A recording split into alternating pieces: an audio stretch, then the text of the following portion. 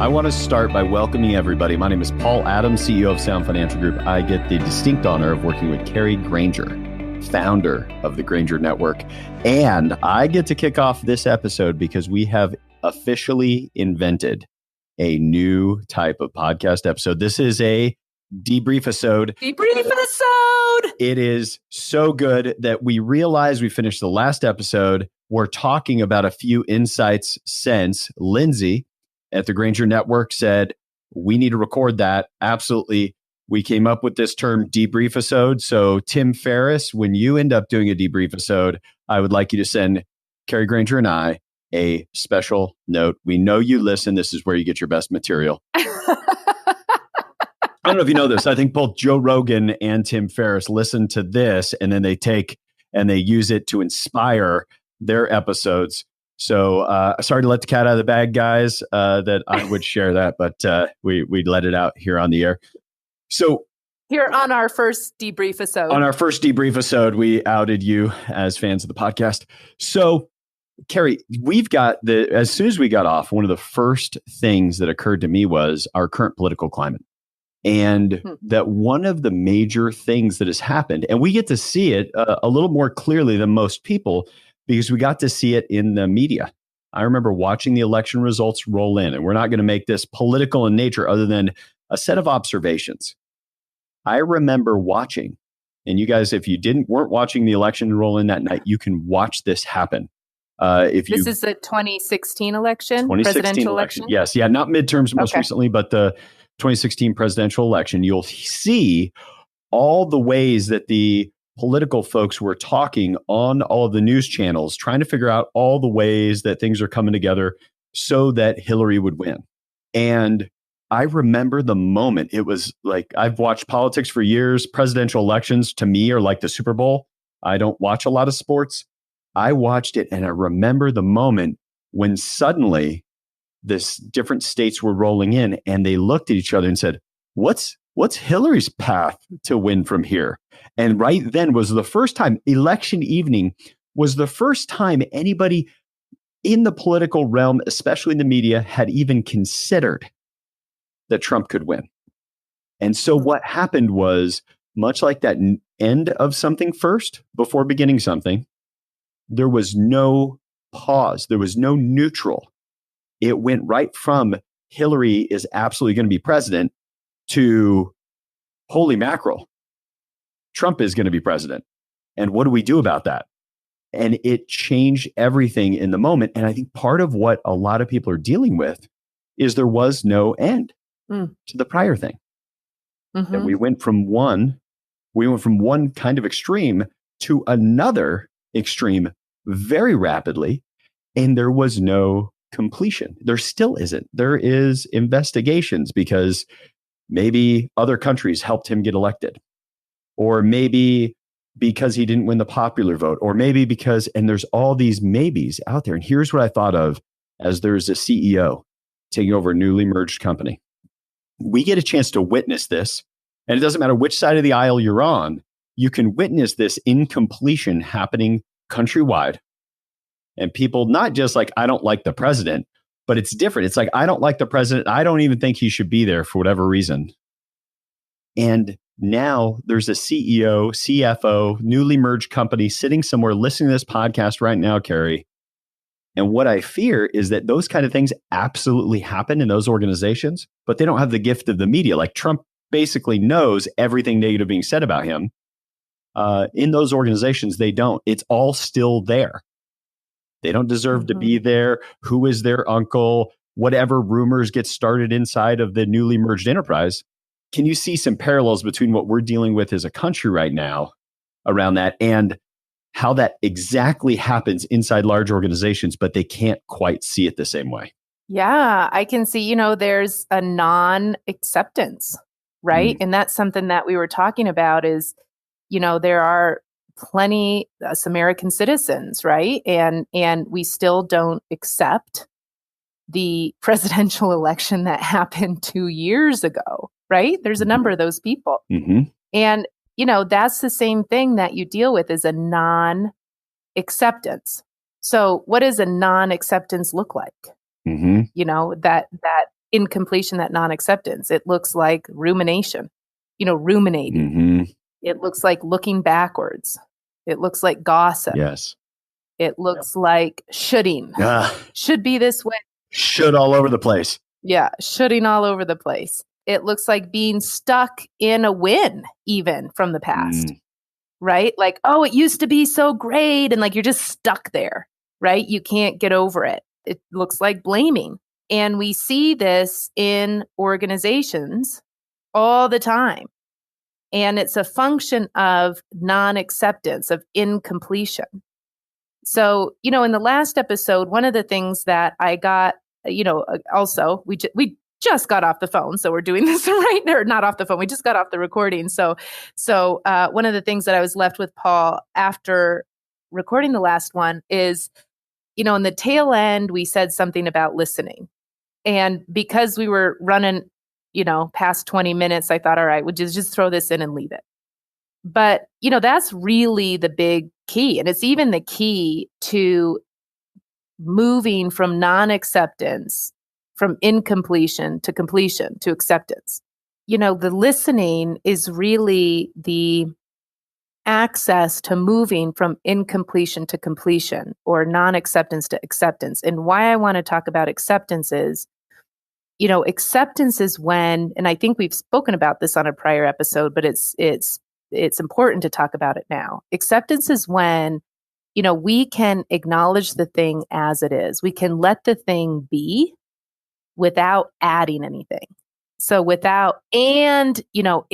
like, for example, in the current political climate in which we have people who haven't accepted President Trump as the president, it's like he's the president, right? Not Trump is the president and he shouldn't be. And, or Trump is the president and it's a gosh darn good thing he is because Hillary would have made a blah, blah, blah, whatever it is, right? Yes.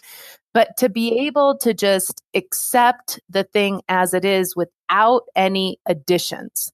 And that's the same thing in in our companies, which is, this has changed, or yes, I'm the new CEO.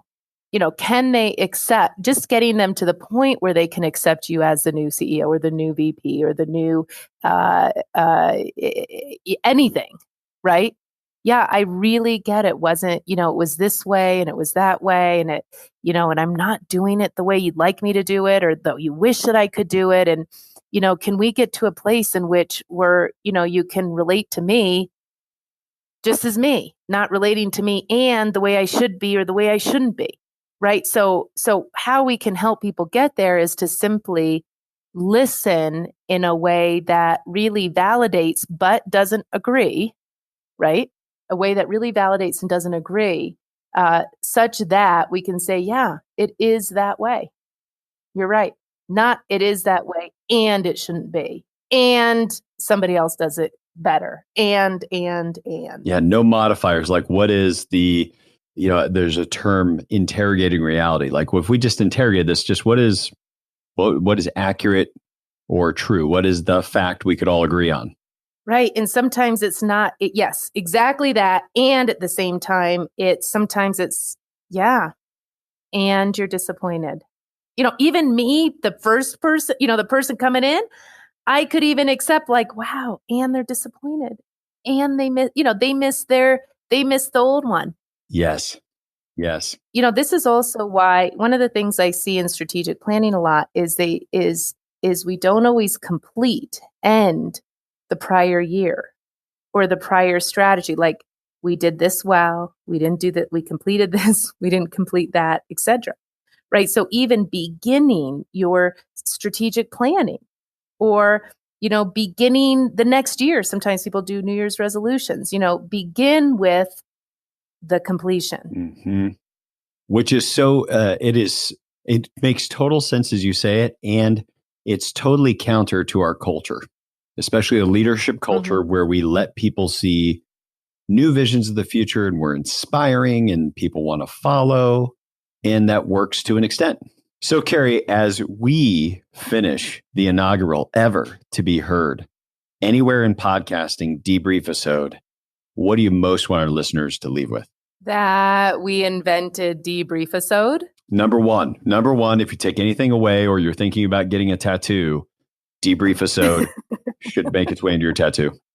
Okay. And then the other ones, that this can happen anywhere. So, we spoke on the last episode a lot about post-merger acquisition, but I really want to make sure that our listeners get out of this in the last episode, that this is for any change, like even a family change, completion before creation.